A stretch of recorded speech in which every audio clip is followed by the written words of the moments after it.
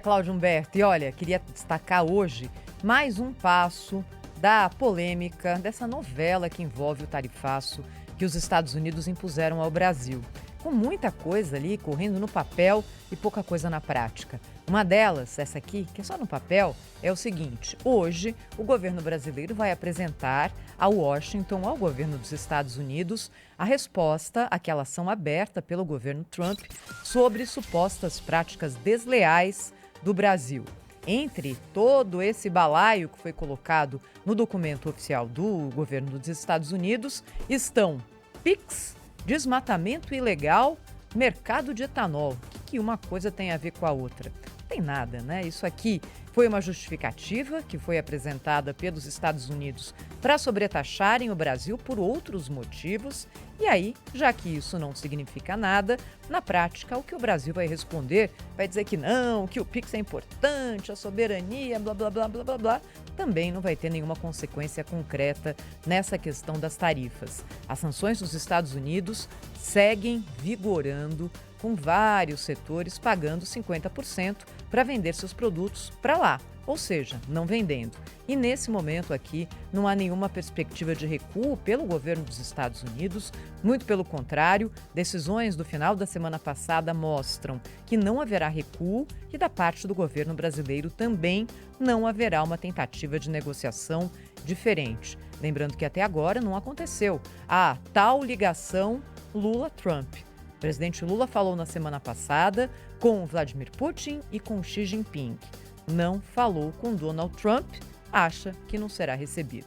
O pacote Brasil Soberano já está em vigor, com aumento das compras públicas de produtos tarifados, principalmente de alimentos, e a linha de crédito de 30 bilhões de reais com recursos do Fundo Garantidor das Exportações, ainda com condições que são pouco conhecidas daqueles que têm interesse em pegar esse dinheiro.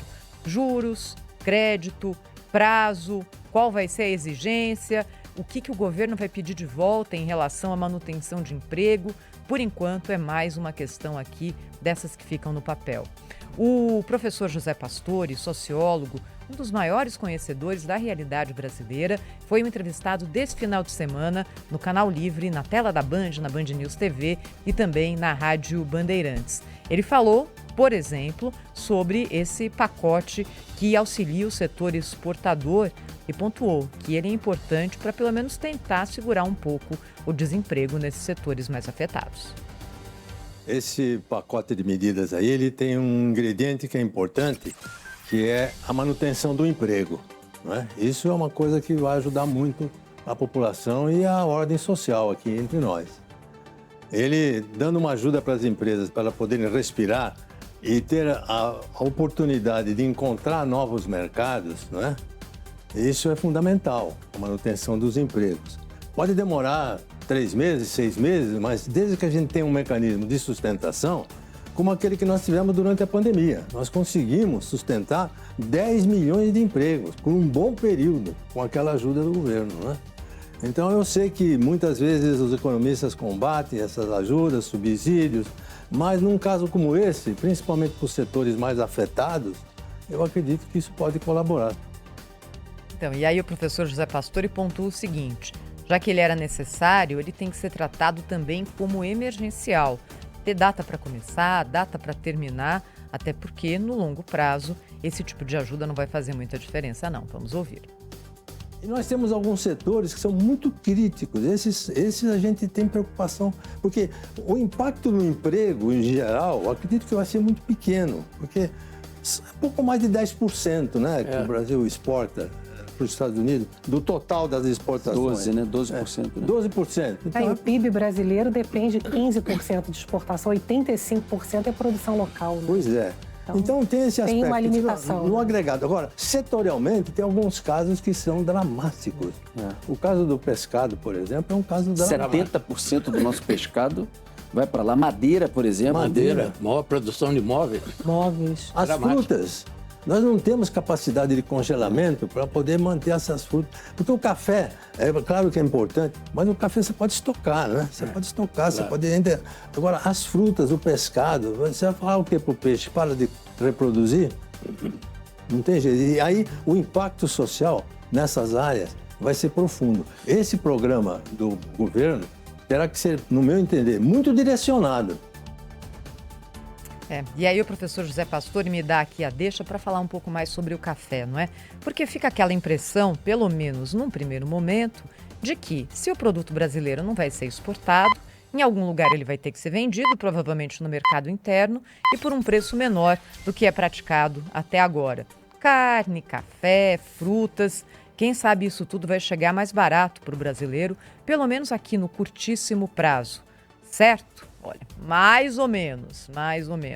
Primeiro porque é só no curtíssimo prazo. No curto prazo, já, o produtor se pergunta se vale a pena manter aquele investimento, aquele nível de produção de um produto que não tem mais saída. Ou seja, o que já está produzido talvez aconteça isso. O que ainda vai ser produzido é um grande ponto de interrogação. E no caso do café, é diferente. Nós entrevistamos nesse final de semana no Jornal Gente, na Rádio Bandeirantes, um representante do Conselho dos Exportadores de Café, Márcio Cândido. Ele é o presidente desse conselho.